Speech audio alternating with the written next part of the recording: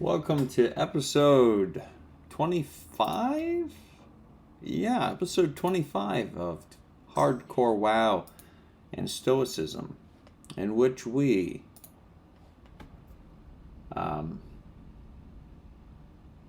we're playing Hardcore WoW and learning about Stoicism, hopefully until level 60. Let's get started. Is this the path to the greatest good? Is philosophy supposed to work through tricks and arguments that would even be embarrassing for lawyers? What else are you doing when you trap the person you're questioning with tricky words, making it look like they've lost their case on a technicality? But just as a judge can reinstate someone who has lost a case this way, philosophy has restored these victims of trickery to their original state. Why do you abandon your grand promises? And after telling me in fancy words that you will make me strong enough to not be dazzled by gold or afraid of a sword, you go back to the basics of schoolroom debates. What is your answer? Is this the path to heaven? Because that's exactly what philosophy promises me, that I will be made equal to God. For this I have been called. For this purpose I have come. Philosophy, keep your promise. So, my dear Lucilius, stay away from these tricks and arguments of so-called philosophers. Honesty and simplicity are the true marks of goodness. Even if you had many years left, you would need to use them wisely to have enough time for the important things. But as it is, when your time is so short, it's foolish to waste it on unnecessary things. Farewell.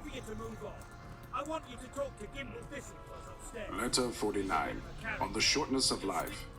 A person is indeed truly lazy and careless, my dear Lucilius, if he only remembers a friend when he sees a place that reminds him of that friend. But sometimes familiar places bring back a feeling of loss that we've kept hidden inside. They don't just bring back dead memories, but wake them up from where they've been sleeping. Like how seeing a lost friend's favorite slave clothe a house can remove the sadness, even as time has made it softer. Now look at Campania. Especially Naples and your beloved Pompeii. When I saw them, they made me miss you a lot. I can picture you clearly in my mind, like I'm about to say goodbye to you. I see you trying hard to hold back your tears, but not being able to stop the emotions that rise up, just when you try to control them. It feels like I lost you just a moment ago, because we use our memory. Everything feels like it happened just a short while ago. It feels like just a moment ago that I was a young boy sitting in the Philosopher-Sotian school. Just a moment ago that I started working as a lawyer. Just a moment ago that I lost the desire to practice law. And just a moment ago that I lost the ability to do it. Time flies incredibly fast, especially when we look back at it. When we are focused on what's happening now, we don't notice how fast time is passing because it moves so gently and quickly. Do you wonder why, all the time that has passed in the same place, it all looks the same to us? It's all mixed together. Everything slips into the same emptiness. Also, something that is so short can't have long periods within it. The time we spend living is just a tiny point, or even smaller than a point. But this tiny bit of home, short as it is, nature has tricked us into thinking it's longer than it really is.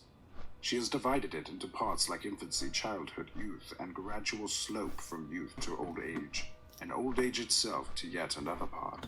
How many steps there are for such a short climb? It feels like just a moment ago that I saw you off on your journey, and yet this moment ago makes up a good part of our existence. This existence is so brief that we should remember it will soon end altogether.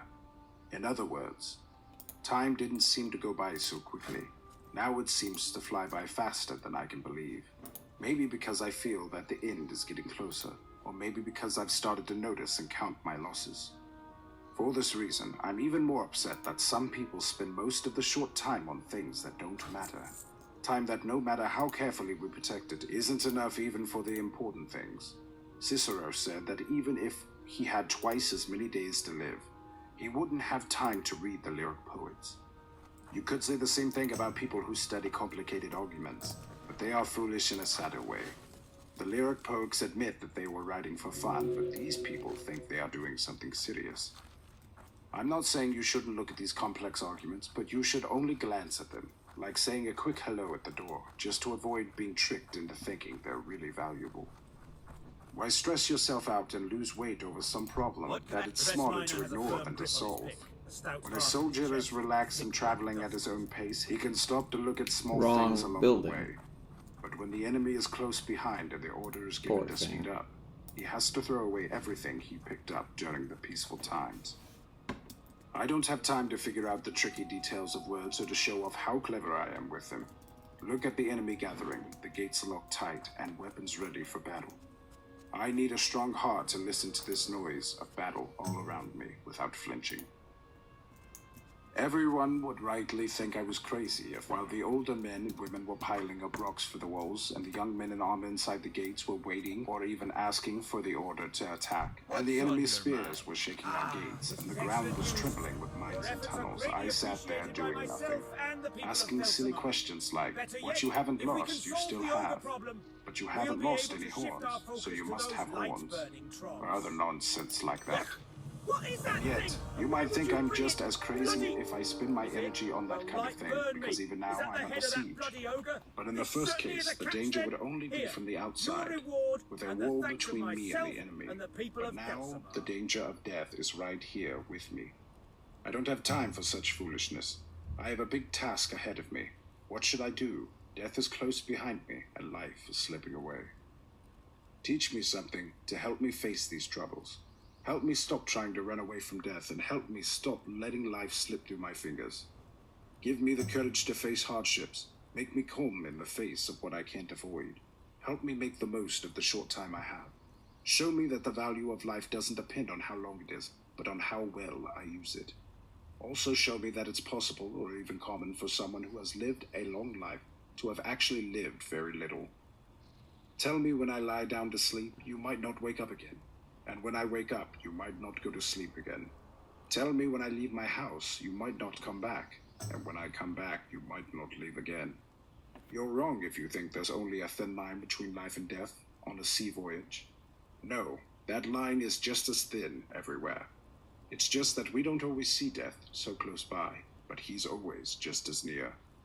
Take away those shadowy fears, and then it will be easier for you to teach me lessons I'm ready to learn. When we were born, nature made us capable of learning, and she gave us reason, not perfect, but capable of being perfected. Teach me about injustice, duty, self-discipline, and the two types of purity. One that keeps us from harming others, and one that keeps us true to ourselves. If you don't lead me down the wrong paths, I'll reach my goal more easily. As the tragic poet says, the language of truth is simple, so we shouldn't make that language complicated. Nothing is less suitable for a person with great goals than tricky cleverness. Farewell. Letter 50. On our blindness and its cure. I got your letter many months after you sent it, so I thought it would be useless to ask the person who delivered it and what you were doing at that time. He would need an especially good memory to remember that. But I hope that by now you are living in a way that I can be sure of what you're doing, no matter where you are. After all, what else could you be doing but improving yourself every day, getting rid of some mistakes and realizing that the faults you blame on circumstances are really within you? We often blame certain problems on where we are, or where something happens, but those problems will follow us no matter where we go. You remember Hepaste, my wife's female clown. She stayed in my house as a burden I inherited. I really disapprove of these kinds of jokers. Whenever I want to laugh at something silly, I don't need to look far. I can laugh at myself. Now this clown suddenly went blind. It sounds unbelievable, but it's true. She doesn't know that she's blind. She keeps asking her helper to move her to a different room. She says her current rooms are too dark. You can clearly see that what makes us laugh about Hepaste happens to all of us. No one really realizes they are greedy, or that they are selfish. But unlike the blind who ask for a guide, we wander around without one, saying things like, I'm not selfish, but you can't live in Rome any other way. I'm not extravagant, but living in the city costs a lot. It's not my fault that I get angry easily, or that I've settled on specific life plans. It's just because I'm young. Why do we fool ourselves? The problem that hurts us isn't outside, it's inside us, deep in our core. That's why it's so hard to get better, because we don't even know that we're sick. Imagine we started to heal when we finally get rid of these diseases with all our strength. Right now, we don't even go to the doctor, whose job would be easier if he were called when the illness was just starting. Young and inexperienced minds would follow his advice if he pointed out the right way. No one finds it hard to return to a natural way of living, except for the person who has turned away from nature. We feel ashamed to receive lessons in common sense, but honestly, if we think it's too embarrassing to seek out a teacher for this, we should also give up hoping that he could somehow learn such a great thing by chance. No, we must work on it. To be honest, the work isn't even that hard if, as I said, we start to shape and rebuild our minds before they become hardened by our bad habits. But I don't lose hope even for someone who has already become set in the bad ways. There's nothing that won't give in to persistent effort, careful attention, and focus. No matter how bent the wood is, you can straighten it out again.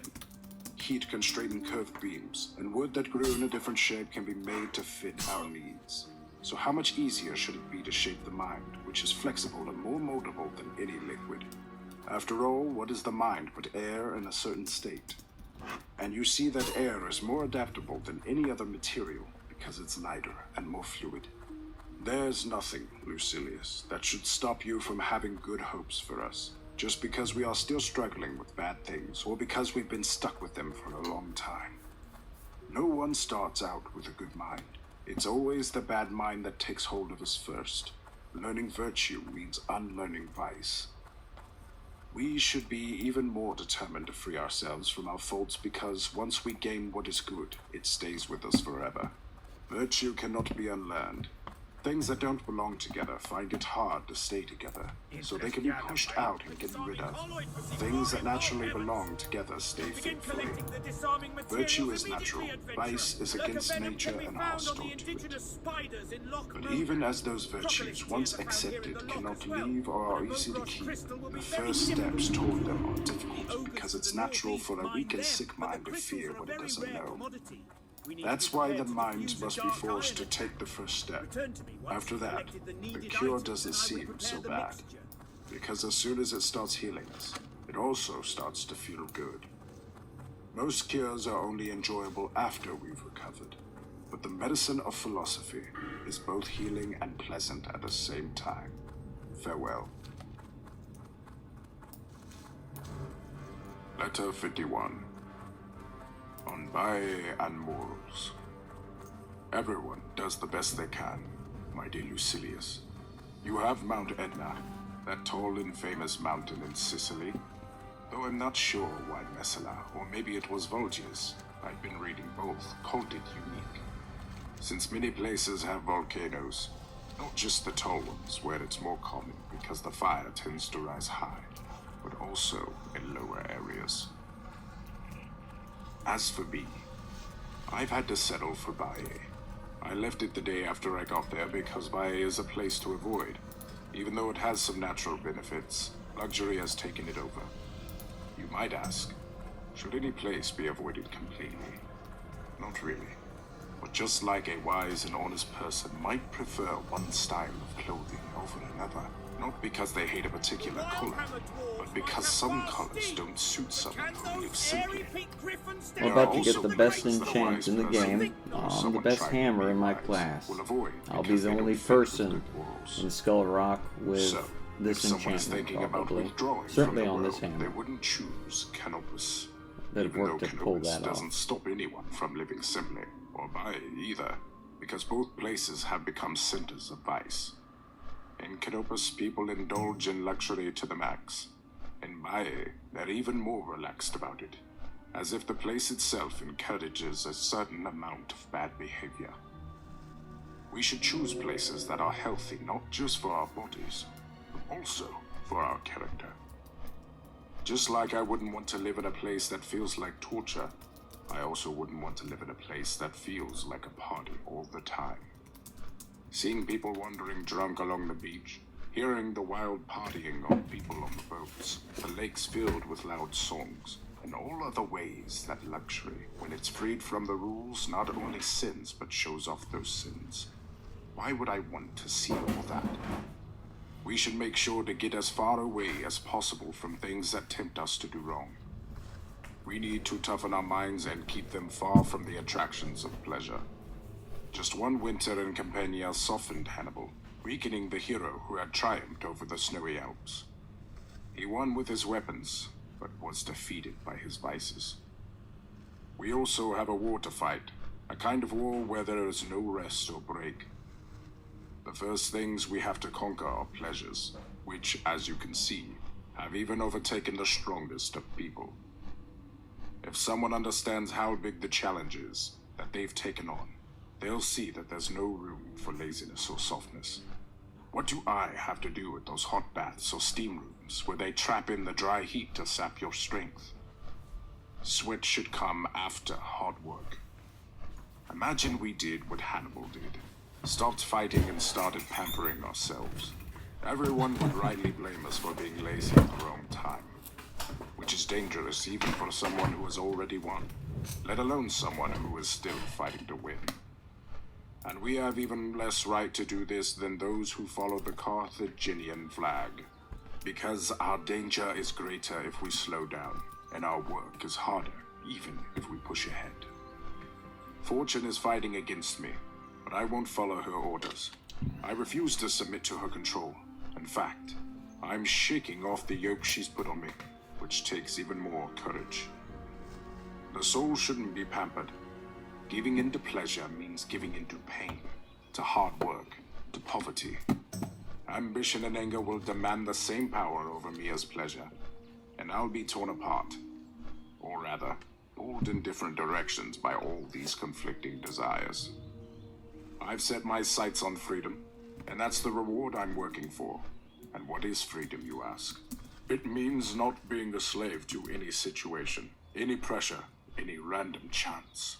It means forcing fortune to meet me on equal terms. And on the day I know I have the upper hand, her power will mean nothing. When I control my own fate, should I still take orders from her? Let's go find Altarion. Someone who is thinking about these things should choose a simple and pure place to live. The spirit gets weakened by surroundings that are too comfortable, and without a doubt, where you live can make you weaker. Animals whose hooves get toughened on rough ground can travel any road, but when they are fattened on soft, marshy meadows, their hooves wear out quickly. The bravest soldiers come from the rugged areas, but those raised in towns or pampered at home are slow to act. The hand that goes from plowing the fields There's to wielding the Altarion. sword never complains about hard work, but the smooth and well-dressed man shrinks from the first cloud of dust. Being trained in a tough environment builds character and prepares it for great deeds. It was more honorable for Scipio to spend his exile at Liternum than at Baiae. His fall didn't need a setting so soft. Even those who first took control of Rome's wealth, Gaius Marius, Gnaeus Pompey, and Caesar, did build villas nearby, but they placed them on the highest mountains. This seemed more fitting for soldiers, to look down from a high point on the land spread out below. Look at the location, position, and type of buildings they chose. You'll see that they weren't country houses. They were like camps. Do you think Cato would ever have lived in a pleasure palace, counting the passing boats full of immoral women, looking at the many types of brightly painted boats, smelling the roses floating on the lake, or listening to the late-night songs of rowdy partiers? Wouldn't he have preferred to stay in the shelter of a trench he dug himself, just for one night? Wouldn't any real man rather be woken by a war trumpet than by a chorus of singers? But I've talked against Baiae long enough, though I could never talk enough against vice. Vice, Lucilius, is what I want you to fight against, without stopping, because vice has no limit and no end. If any vice tears at your heart, throw it away from you, and if you can't get rid of it any other way, tear out your heart too. Above all, get pleasures out of your sight. Hate them more than anything else, because they're like those robbers the Egyptians call lovers, who embrace us only to strangle us. Farewell. Letter 52. on choosing our teachers. What is this force, Lucilius, that pulls us one way when we want to go another, pushing us toward the very place we're trying to avoid? What is it that battles our spirit and stops us from sticking to our decisions? We constantly change our plans. None of our wishes are free, none are definite, none last very long. But it's only a fool, you might say, who can't make up his mind and keeps changing it. But how or when can we pull ourselves away from this foolishness? Now one has enough strength on their own to rise above it. They need a helping hand, someone to pull them out. Epicurus mentions that some people have found the truth without anyone's help, carving out their own path. He praises these people especially because their drive came, and you shouldn't look down on someone who can only be saved with the help of others. Just wanting to be saved is a big deal too. You'll find another type of person, not to be dismissed, who can be pushed and driven toward doing the right thing. They don't need a guide as much as they need someone to encourage them and push them forward. This is the third type. For just a few coin, my griffin. If you ask for an example of this type, Epicurus tells us that Hermachus was like this. Of the last two types, he is more ready to congratulate the one who follows easily, but he has more respect for the one who needs pushing. Because even though both reach the same goal, it's more impressive to achieve it with more challenging material to work with. Imagine two buildings have been constructed, each different in their foundations, but equal in height and grandeur. One is built on solid ground, so the building goes up smoothly. The other is built on soft, shifting ground, so the foundations took up much of the building materials. And a lot of effort was spent just reaching the solid rock. When you look at both, you can clearly see the progress of the first. But the harder, more difficult work on the second is hidden. It's the same with people's dispositions. Some are easy to guide, while others require a lot of hard. Call for some help. Who should I call on, you ask? This person or that one? There's another option too. You can go to the wisdom of the past because they have time to help you. We can get help not only from the living, but also from those who have passed away. But let's choose our guides from the living, not those who speak with the greatest ease, turning out common sayings and holding what feels like their own little shows. Not those, but people who teach us by their lives. These are the ones that show us what we should do and then prove it by their actions, who show us what we should avoid and then are never caught doing what they told us not to. Choose a guide whom you'll admire more for what they do than for what they say. Of course, I wouldn't stop you from listening to those philosophers who hold public talks and discussions, as long as they do it to improve themselves and others, and not for self-promotion. Because what's more disgraceful than a philosopher seeking applause? Does a sick person praise the doctor while he's operating? No. They submit to the treatment in silence and with respect. Even if you applaud, I'll listen to it as if you were groaning when your wounds were touched. Do you want to show that you're paying attention, that you're moved by the importance of the topic? You can do this at the right time. I'll show you to judge and vote on the best course. Pythagoras made his students stay silent for 5 years. Do you think that gave them the right to suddenly burst into applause? How foolish is it to leave a lecture happy just because of applause from people who don't even know what they're clapping for? Why do you enjoy being praised by people you wouldn't praise yourself? Fabianus used to give public talks, but his audience listened with self-control. Occasionally, loud praise would burst out, but it was driven by the greatness of his subject, not by the pleasant sound of his words. There should be a difference between applause in a theater and applause in a school. And there's a certain dignity even in giving praise. If you look closely, all actions mean something, and you can judge a person's character even by the smallest signs. A lustful person reveals themselves by the walk, a gesture, sometimes just by a single answer, by touching their hand with a finger, or by the shift of their eyes. A scoundrel shows himself by his laugh, a madman by his face and a general appearance. These traits are known by certain signs, but you can tell a person's character. His audience stretches out their hands in admiration, and sometimes they almost lean over the speaker's head. But if you really understand, that's not praise. It's just applause. These outbursts should be saved for the arts that aim to please the crowd. Let philosophy be respected in silence. Young people might need to let out their impulses sometimes, but it should only be when they can't help it. Such praise encourages the listeners themselves and acts as motivation for young minds. But let them be stirred by the content, not the style. Otherwise, eloquence does them harm by making them love the way things are instead of the ideas themselves. I'll save this topic for later. It needs a longer and more focused discussion on how the public should be addressed. What freedom should be allowed to a speaker in public and what should be allowed to the audience. There's no doubt that philosophy has lost something now, that it's being sold to the highest bidder.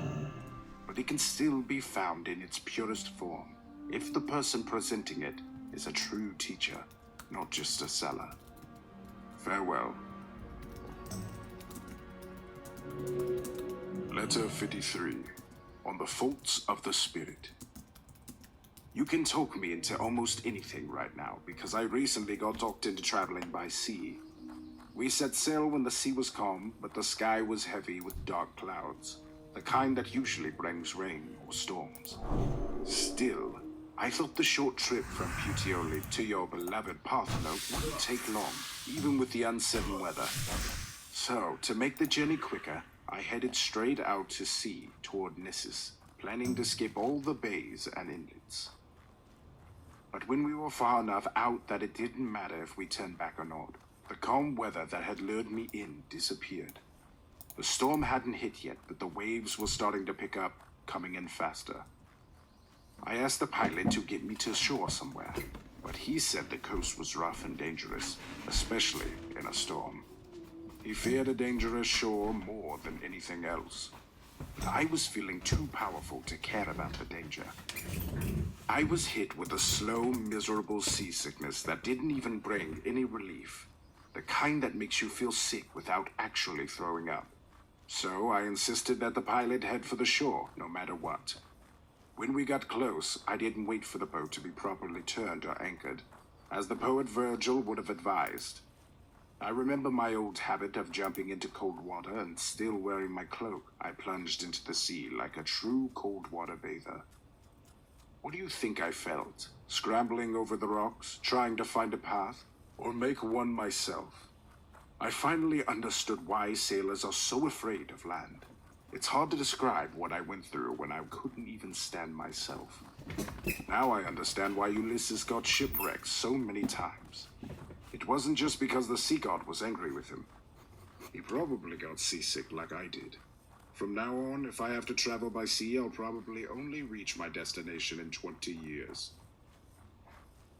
After I finally settled my stomach, because you know seasickness doesn't just go away once you get off the sea, and refreshed myself, I started thinking about how we often forget or ignore our own flaws, even the ones affecting our bodies that constantly remind us they're there. Let alone the more serious flaws that are hidden inside us. A slight fever might not seem like much, but when it gets worse and turns into real illness, even the toughest person has to admit they're sick. If there's pain in our foot or a tingling in our joints, we might ignore it at first, saying we just sprained something or we're tired from too much exercise. But when it gets worse and our ankles start swelling, we finally admit we have gout. The same thing happens with our minds. The worse off we are, the less we realize it. But you shouldn't be surprised, my dear Lucilius. A person who sleeps lightly might have dreams and sometimes even knows they are dreaming. But deep sleep wipes out even dreams, sinking the mind so deep that it loses all awareness. So why won't anyone admit their faults? Because they're still trapped by them. Only someone who's awake can talk about their dreams, and only someone with a clear mind can confess their sins. Let's wake up so we can fix our mistakes. Philosophy is the only thing that can wake us up and shake us out of our deep sleep. Dedicate yourself entirely to philosophy. You are worthy of it, and it is worthy of you. Embrace it fully. Say goodbye to all other distractions with courage and honesty. don't just study philosophy in your spare time. If you were seriously sick, you would stop worrying about your personal affairs and forget about your business. You wouldn't think any client was important enough to handle their case while you were feeling even a little better. You would do everything you could to get better as quickly as possible. So, what are you waiting for now? Throw aside all distractions and give all your time to getting a sound mind. The crocodile Because no here. one can achieve it if they're distracted by other things. Philosophy has its own authority.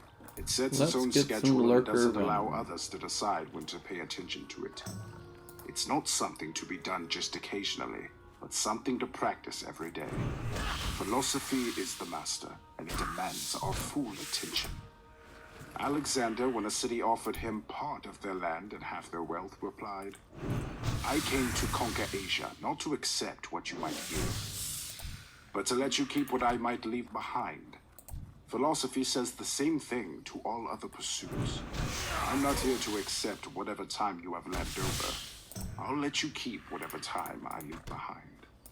So turn to philosophy with all your heart. Stay close to it and cherish it. You'll find yourself far ahead of other people, and even the gods won't be far ahead of you. What's the difference between you and the gods? They live longer, but it's a sign of a great artist to capture a full likeness in a small space. The wise person's life covers as much ground as all eternity does for a god. In one way, the sage has an advantage over the god. The god is free from fear because of nature's gift, while the wise person is free from fear because of their own effort. What a wonderful thing it is to have the weakness of a human, the calmness of a god. The power of philosophy to soften the blows of fate is beyond belief. Nothing can penetrate her defenses. She deflects some blows and pushes others aside with such force that they bounce back to where they came from. Farewell. Letter 54. Asthma and Death. I had been feeling better for a long time, but suddenly my illness came back. You might wonder what kind of illness I'm talking about. Well, I've had many kinds of health problems, but there's one in particular that keeps bothering me. I don't know why I should use the Greek name for it, so I'll just call it what it is. Shortness of breath. When it hits, it's like a sudden storm at sea. It usually lasts less than an hour. After all, who could struggle to breathe for too long? I've dealt with many illnesses and physical challenges, but nothing seems worse than this. And that makes sense because most illnesses can be called just that, illnesses. But this one feels more like a constant struggle to catch my last breath.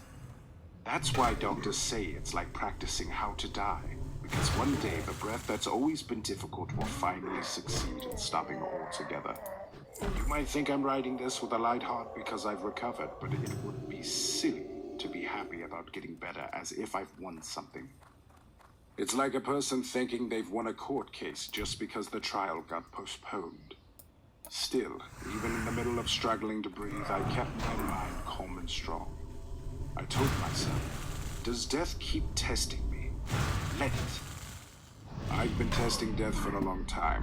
When you ask, before I was born, death is just non-existence, and I already know what that's like. What was true before I was born will happen again after I die. If there's any pain in that state, it must have been there before we were born too, but we didn't feel anything then. Think about it. Wouldn't it be foolish to think that a lamp is worse off when it's blown out than it was before it was ever lit? We humans are like lamps. We get lit, we burn, and then we get blown out. There's suffering in between, but on either side of life there's deep peace. I think we make a mistake by thinking that death only comes at the end. In reality, death was there before us, and it will be there after us too. Whatever state we were in before we were born, that's death. What difference does it make if you never start or if you stop, since the result is the same, non-existing? I kept encouraging myself with thoughts like these, quietly of course, because I couldn't speak. Eventually, my shortness of breath started to come less frequently, slowed down and finally stopped. Even now, though I'm not gasping anymore, my breathing isn't completely normal. There's still some hesitation and delay. But that's okay as long as my soul isn't sighing. You can trust me on this.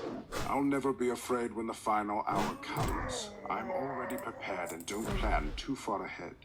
But you should admire and follow the example of someone who isn't bothered by the idea of dying, even though they enjoy living. After all, what's the point of going willingly when you're being pushed out? But there's even some virtue in that. I may be pushed out, but I'll act as if I'm leaving willingly. That's why a wise person can never really be forced out, because they don't leave a place unwillingly. The wise person does nothing against their will. They avoid being forced because they choose to do what life is about to force on them. Farewell. Letter 55. On Vatia's villa. I have just come back from my ride in my litter, and I am as tired as if I had walked the whole way instead of being carried. Even being carried for a long time can be exhausting. Maybe even more so because it's not something we are naturally meant to do. Nature gave us legs so we could walk, and eyes so we could see ourselves. But because we indulge in luxuries, we have become weak. We've stopped being able to do things for ourselves because we've chosen not to do them for so long. Still, I find it necessary to shake up my body a bit. I thought it might help to get rid of the bile that had gathered in my throat, or maybe it would make my breathing easier, but it had become too thick for some reason.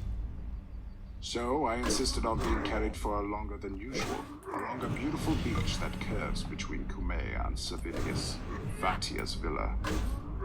The beach is squeezed between the sea on one side and the lake on the other, like a narrow path.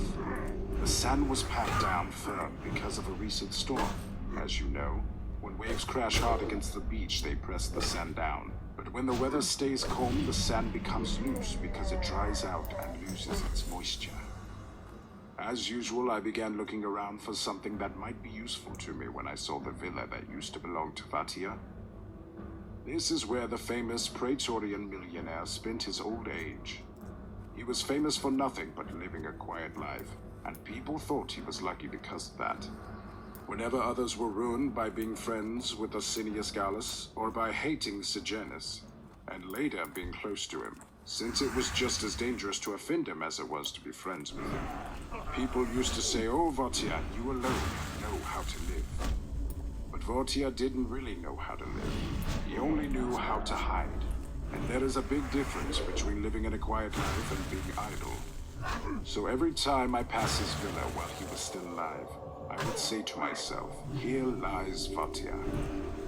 But my dear Lucilius, philosophy is something sacred.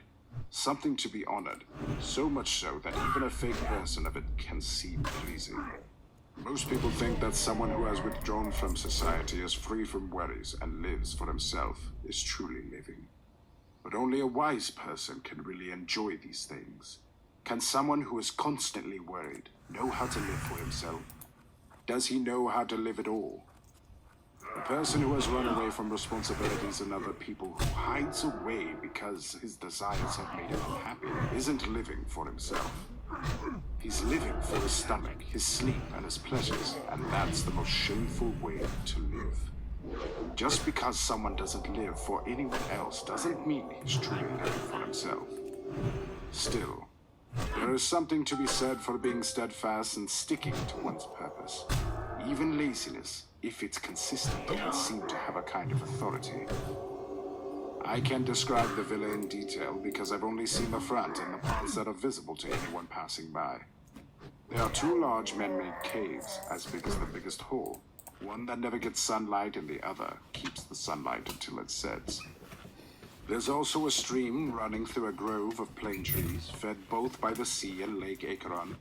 It flows through the grove like a water channel, and it's big enough to hold fish, although the water is constantly being drawn off. When the sea is calm, they don't use the stream and only rely on it when storms keep the fishermen from working. The best thing about the villa is that it's close to Bali.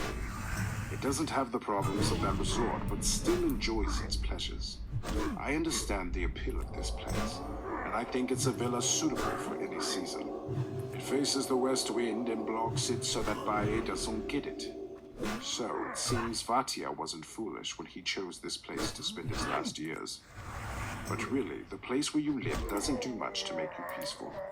It's your mind that has to make everything pleasant for you. I've seen people miserable in beautiful villas, and I've seen them busy as ever in the middle of nowhere.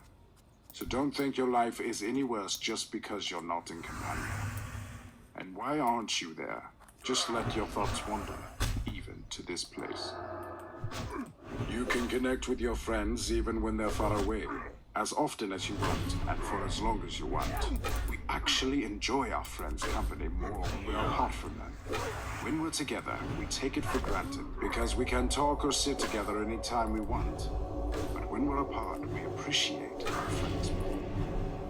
We should be happy even when we're apart from our friends, because even when we're together, we're often apart for different reasons, like nighttime, different responsibilities, private studies, or trips to the countryside. So being apart doesn't take much away from our friendship. A friend should always be in your thoughts, and that way, they're never really absent.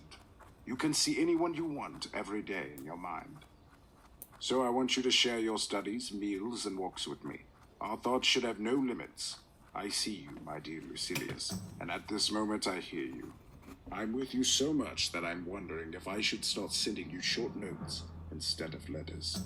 Farewell. Letter 56, on quiet and study. I swear there's nothing more important for someone who isolates themselves to study than silence. Imagine the variety of noises that fills my ears. I have a room right above a public bathhouse, so picture all sounds that are loud enough to make me wish I couldn't hear at all. For example, when someone is working out with heavy weights, straining themselves, or at least pretending to, I can hear them grunt. And whenever they let out their breath, I can hear them panting in a wheezy, high-pitched tone. Or maybe I notice someone lazy, just getting a cheap massage, and I hear the sound of the masseur's hands hitting his shoulder, making different noises depending on how the hands land. Sometimes flat, sometimes hollow. Then maybe a professional athlete comes along, shouting out scores. That's the final touch. Add to this occasional arrest of a drunk or pickpocket the noise of the person who always loves to hear his own voice in a bath, or the overly enthusiastic guy who jumps in the swing with way too much noise and splashing. And then there are people who, even if their voices aren't any good, imagine their hair plucker with his sharp, shrill voice, shouting to advertise his services, and never stopping except when he's pulling out hairs and making his customers scream instead. So you might say, you must have nerves of steel or be half deaf if you can stand all these noises. So many different and clashing sounds, when our friend Chrysippus couldn't even stand the constant greetings of good morning. But honestly, this racket means no more to me than the sound of waves or a waterfall.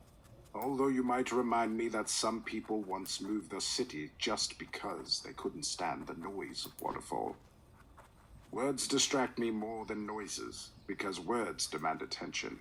But noises just fill the ears and beat against them. Among the sounds that don't bother me, I include passing carriages, a machinist in the same building, a saw sharpener nearby, or some guy demonstrating flutes and pipes at the trickling fountain, shouting rather than singing. Furthermore, sudden noises bother me more than constant ones. But by now, I've toughened myself against all that. So I can even endure a boatswain shouting orders to his crew. I force my mind to concentrate and not wander to things outside of itself. The world outside can be chaotic, as long as there's no disturbance within me, as long as fear isn't fighting with desire in my chest, and as long as stinginess and wastefulness aren't battling each other, each causing trouble. What good is a quiet neighborhood if our emotions are in chaos? It was night, and the whole world was calm, but that's not true. There's no real rest unless our mind is at peace. Night doesn't get rid of our troubles, it just changes them. Even when we try to sleep, our sleepless moments can be just as stressful as during the day. Real peace is what comes when a clear and balanced mind is relaxed. Think of the poor person who tries to find sleep by making his whole house silent, who demands that everyone around him be quiet and walk on tiptoe so as not to disturb his ears. Yet he tosses and turns trying to find sleep amid his worries. He complains that he's heard noises when he hasn't heard anything at all. Why? Because his mind is in turmoil. It needs to be calmed. And its restless murmuring needs to be quieted. Just because the body is still doesn't mean the mind is at peace. Sometimes quiet means unrest. So we need to wake ourselves up and get busy with good activities whenever we're stuck in a lazy, uncontrollable mood. Great generals, when they see their troops getting restless, keep them in line by giving them some work or by sending them on small missions. Busy people don't have time for mischief, and it's a common saying that the troubles of idleness can be shaken off by hard work. Even though people might think I sought seclusion because I was fed up with politics and regretted my unlucky and ungrateful position, in the retreat that fear and exhaustion drove me to, my ambition sometimes comes back to life. It's not that my ambition was rooted out. It just got tired or maybe even frustrated by its failures.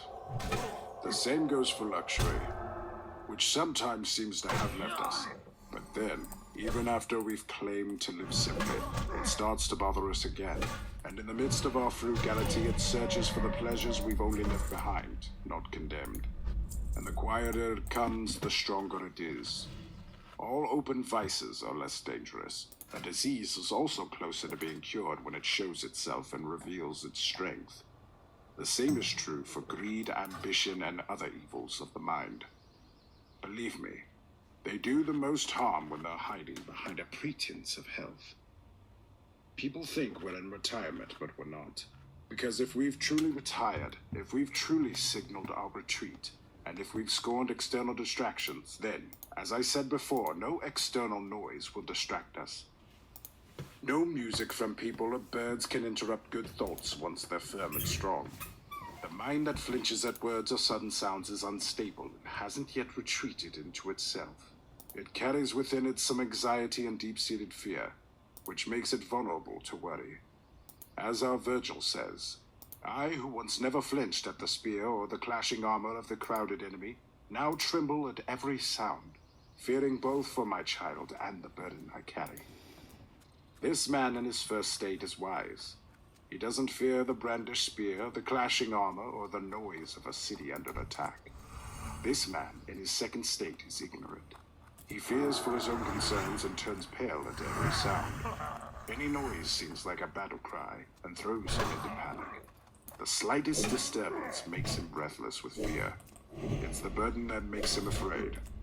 So, pick anyone you like from among fortune's favorites, those who are burdened with many responsibilities and loads, and you'll see a picture of Virgil's hero, fearing both for his child and the burden he carries. You can be sure that you're at peace with yourself when no noise reaches you. When no word shakes you out of yourself, whether it's flattery, a threat, or just meaningless noise buzzing around you. What then, you might ask? Isn't it sometimes easier to just avoid the noise? I agree. So, I'll change where I'm staying. I just wanted to test myself in practice. Why should I be tormented any longer when Ulysses found such a simple cure for his comrades, even against the songs of the sirens? Farewell. Letter 57, on the trials of travel. When it was time for me to go back to Naples from Baiae, I quickly convinced myself that a storm was coming, so I could avoid another sea trip. However, the road was so muddy all the way that it felt like I was on a voyage anyway. On that day, I felt like I had gone through everything an athlete endures. I started with the oiling up like athletes do, and then got covered in dust while going through the Naples tunnel. No place could feel longer than that tunnel. Nothing could be dimmer than those torches, which didn't really help us to see in the darkness, but showed us how dark it was. Even if there was light in the tunnel, the dust, which is already annoying in the open air, would have ruined it. Imagine how much worse it was in that tunnel where the dust swirled around and blackened the faces of those who stood it up. So we had to deal with two problems at the same time that were complete opposites. We fought with both mud and dust on the same road and on the same day. The Darkness made me think, and I felt a kind of mental thrill. Not from fear, but from the strangeness and unpleasantness of the situation. Of course, I'm not talking about myself here, because I'm far from being perfect or even average. I'm talking about someone who fortune has no control over. Even a person like that would feel a thrill, and their face might change color. There are some emotions, my dear Lucilius, that even the bravest person cannot avoid. Nature reminds courage of how fragile it is. So even the bravest person might frown when facing something scary, might shiver at sudden sights, or feel dizzy when standing on the edge of a high cliff and looking down. This isn't fear.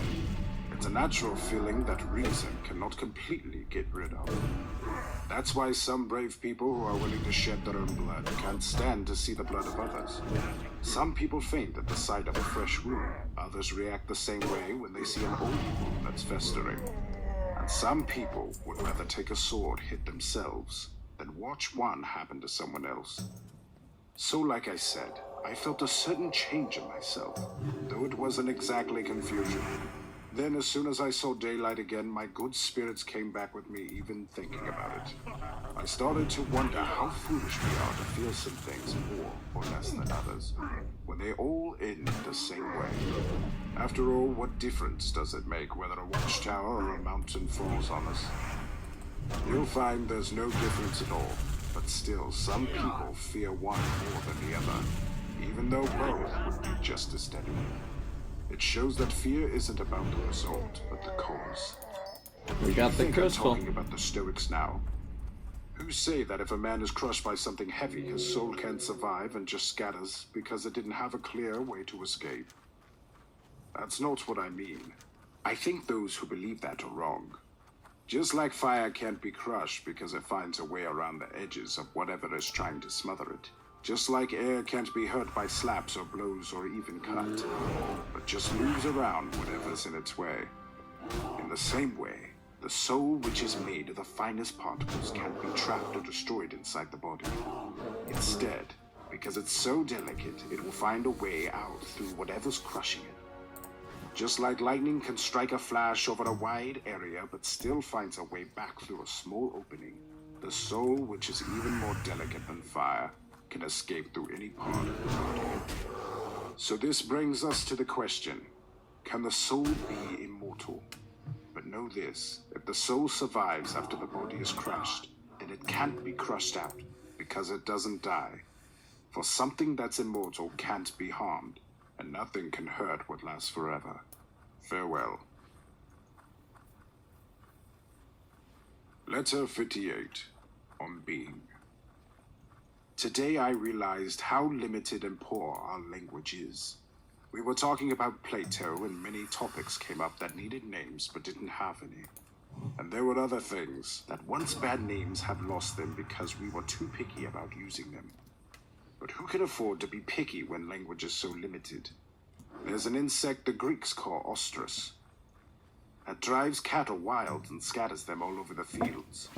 It used to be called Asilus in our language, as you see from Virgil's writing, near the groves of Silarus and the shades of green-clad Alburnus. Fits of an insect named Asilus by the Romans in Greek. The word is rendered ostrus, with a rough and strident sound. It buzzes and drives wild terror-stricken herds throughout the woods. This shows that the word Asilus has gone out of use. And not to keep you waiting too long, there were some simple words that used to be common, like Siane, Pharaoh, Inter, Se. As Virgil also shows, great heroes born in various lands had come to settle matters mutually with the sword. This settling matters we say now as discernere, the simple word shall bid. I'm not trying to show you how much time I've spent studying language with these examples. I just want you to understand how many words that were common in the works of Ennius and Axius have become old and unused. Even in Virgil's works, which people read every day, some words have been lost to us.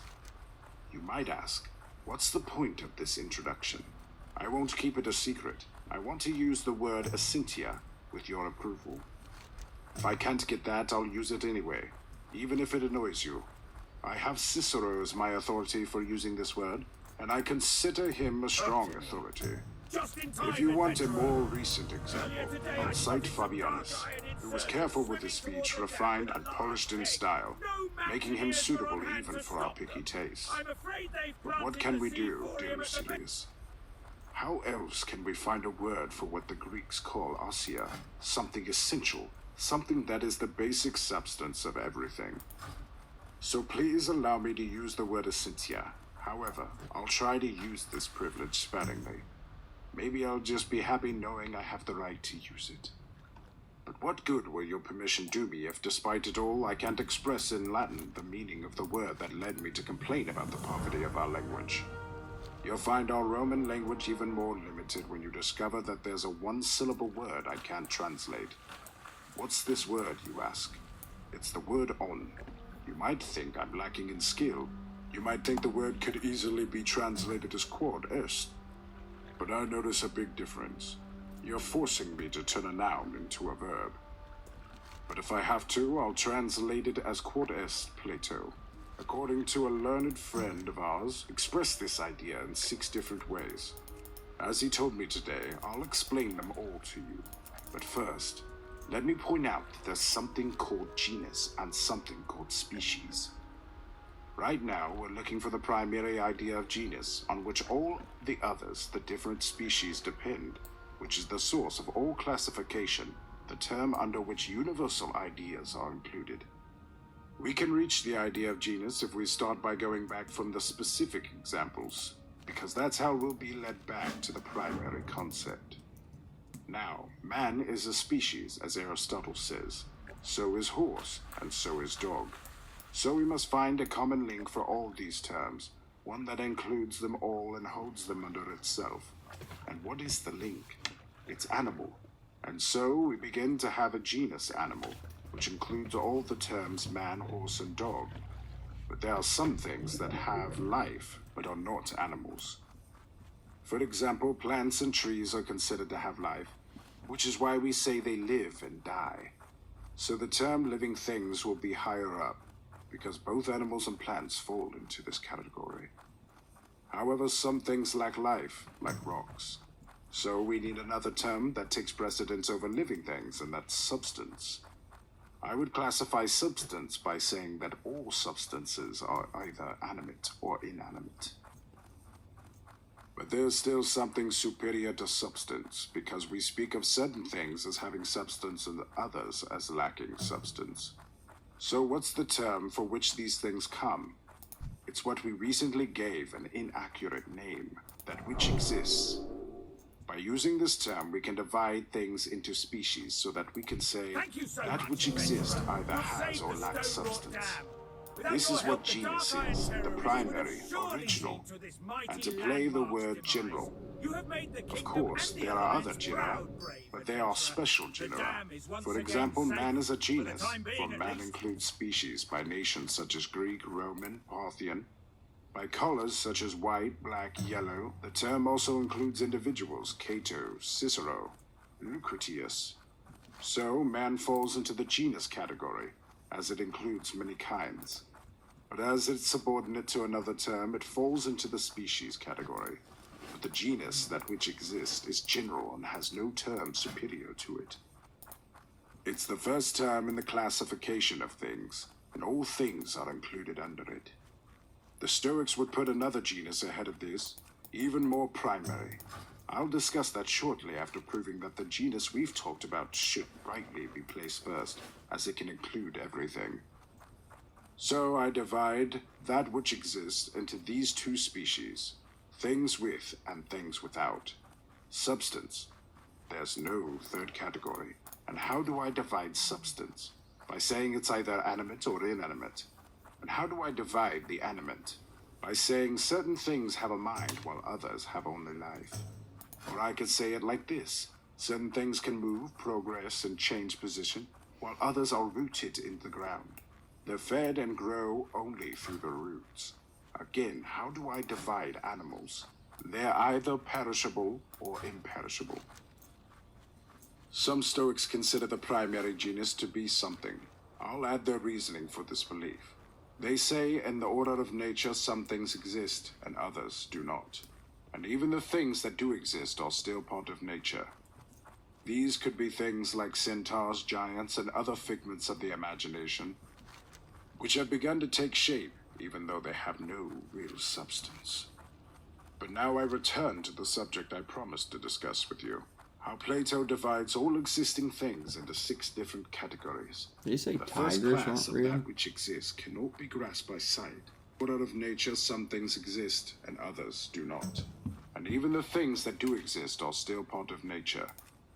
These could be things like centaurs, giants, and other figments of the imagination, Centaurs and giants. Yeah. which have begun to They're take not shape. real. even Tigers though are they have real. no real substance. But now I return to the subject I Flatiron promised to Force. discuss with you. Enjoy the How flight. Plato divides You all won't existing find faster things into griffins 6 different anywhere in the categories. Eastern Kingdoms The than first the ones class right of here. that which exists cannot be grasped by sight, touch, or any of the senses. It can only be grasped by thought.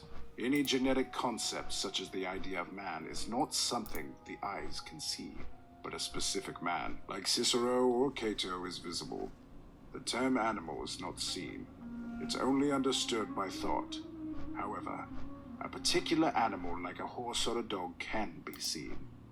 The second class of things that exists, according to Plato, is that which stands out and is superior to everything else.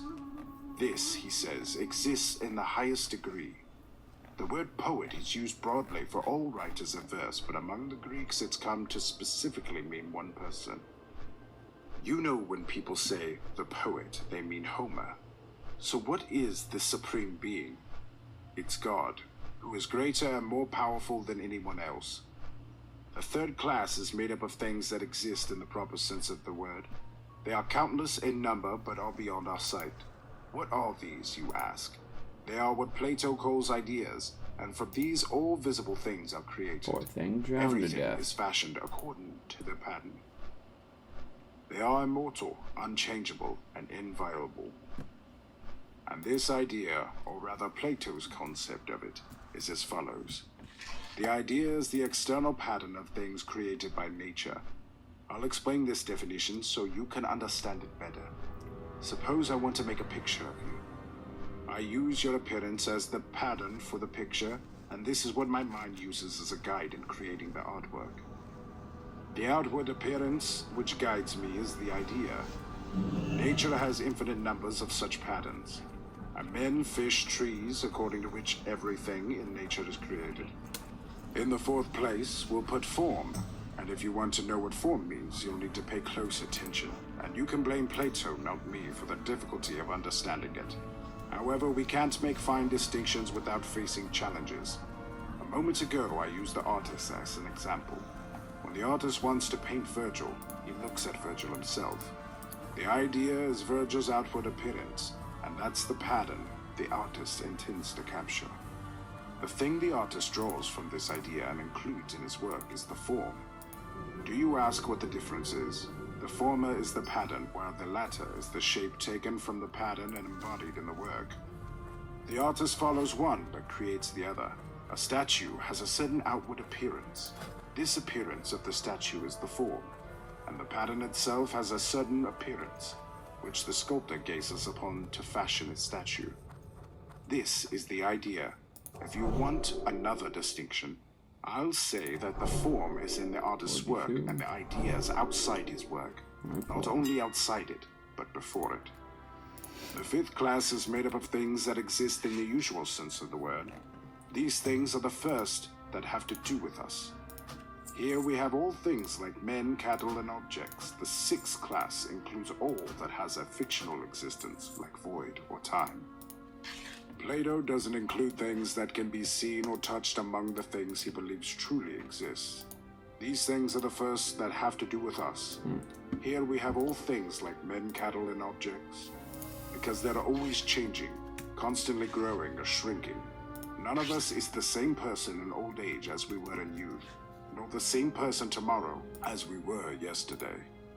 Our bodies flow like water in a river. Every visible thing passes with time. Nothing we see stays the same. Even I, as I comment on this change, I'm changing myself. This is what Heraclitus says.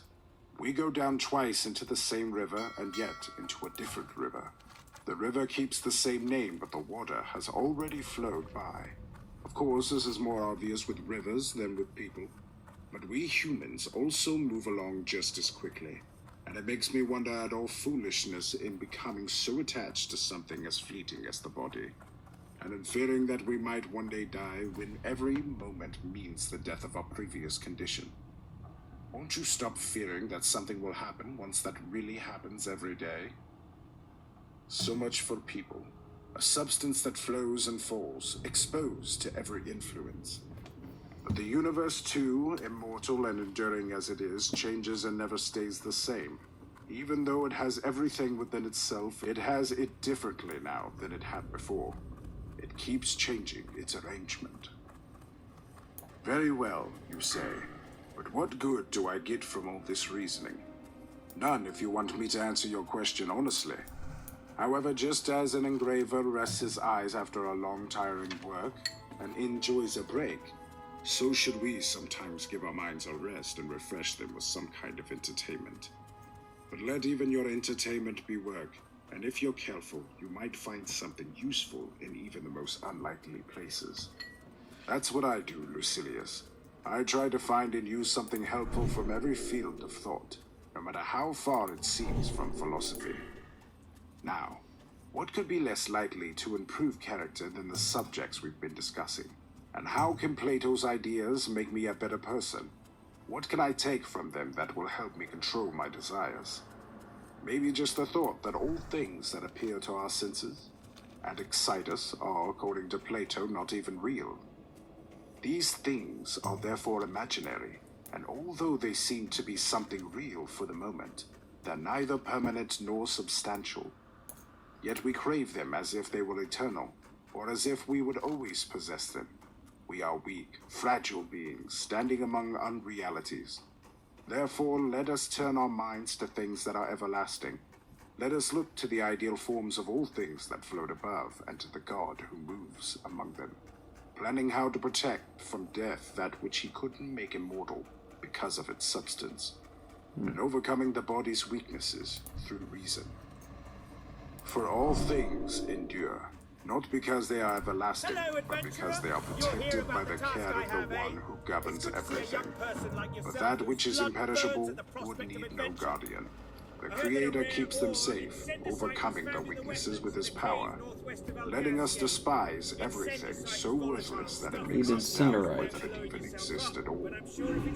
At the same time, let us reflect that just as Providence protects the world from its dangers, even though the world is as mortal as we are, to some extent we can also keep our frail bodies on Earth a little longer through our own efforts, if we learn to control and limit those pleasures that cause the downfall of most people. What can I do Plato himself reached old age by taking care of himself. Of course, he was lucky to have a strong and healthy body. His very name was given to him because of his broad chest. But his strength was worn down by sea voyages and dangerous adventures.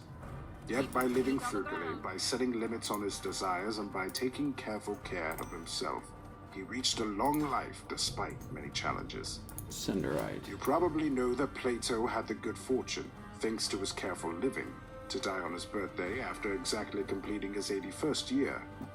Because of this, wise men from the East, who happened to be in Athens at the time, sacrificed to him after his death, believing that his long life was too perfect for a mortal man, since he had completed the perfect number of 9 times 9. I don't doubt that he would have been quite willing to give up a few days from this total, as well as the sacrifice.